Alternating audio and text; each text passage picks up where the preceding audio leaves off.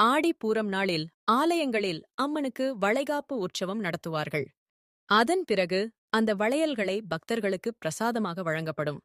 பக்தர்கள் இந்த வளையல்களை அணிந்து கொள்வதன் மூலம் குழந்தை பாக்கியமில்லாதவர்கள், திருமணம் நடக்காதவர்கள் என அனைவருக்கும் நினைத்த காரியம் கைகூடும் என்பது ஐதீகம். உலக மக்களை காப்பதற்காக அம்பாள் சக்தியாக உருவெடுத்த தினம் ஆடிப்பூரம் நாள். ஆடி மாதத்தில் பூரம் நட்சத்திரம் உச்சத்தில் இருக்கும்போது கொண்டாடப்படுவதுதான் ஆடிப்பூரம் விழா ஆகும். இது தேவிக்குரிய திருநாளாகும். பூமாதேவியே ஆடிப்பூர நாளில் ஆண்டாளாக அவதரித்தாள் என்று புராண கதைகள் கூறுகின்றன. உலகத்தை காக்க இரட்சிக்கும் அம்பாளுக்கு ஆடிப்பூரம் அன்று மஞ்சள் காப்பு, சந்தன காப்பு மற்றும் குங்கும காப்பு போன்ற நிகழ்ச்சிகள் நடத்தப்படும். இந்நாளில் பெரும் விசேஷமாக கொண்டாடப்படுவது அம்பாளுக்கு நடத்தப்படும் வளைகாப்பு விழாதான். இந்த உலகையே காக்கும் அந்த தாய்க்கு வளையல் சமர்ப்பணம் செய்து வேண்டிக் கொண்டால் சகல நன்மைகளும் உண்டாகும். ஆகையினால் பக்தர்கள் அனைவரும் அம்மனுக்கு வளையல்களை வாங்கி வந்து வழிபடுவார்கள்.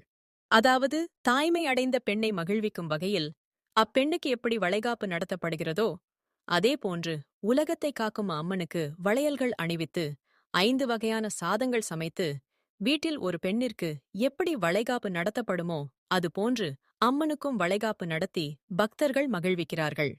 ஆடிப்பூரம் இந்த ஆண்டு ஜூலை 28ஆம் தேதி திங்கட்கிழமை வருகிறது. ஜூலை 27ஆம் தேதி மாலை 6 மணிக்கு 10 நிமிடங்களுக்கு துவங்கி ஜூலை 28ஆம் தேதி இரவு 8 மணி வரை பூரம் நட்சத்திரம் உள்ளது. ஆடிப்பூரம் திங்கட்கிழமையில் வருவதால் அன்று காலை 7:30 முதல் 9 வரை ராகு காலமும் காலை 10:30 முதல் பகல் 12 வரை யமகண்ட நேரமும் உள்ளது. அதனால் இந்த நேரங்கள் தவிர்த்து மற்ற நேரங்களில் வழிபாடு செய்வது சிறப்பு. கோவில்களில் அம்மனுக்கு வளையல் சாற்றி வழிபாடு செய்து பூஜைகள் நடந்து முடிந்த பிறகு அதனை பெண்களுக்கு பிரசாதமாக வழங்குகிறார்கள்.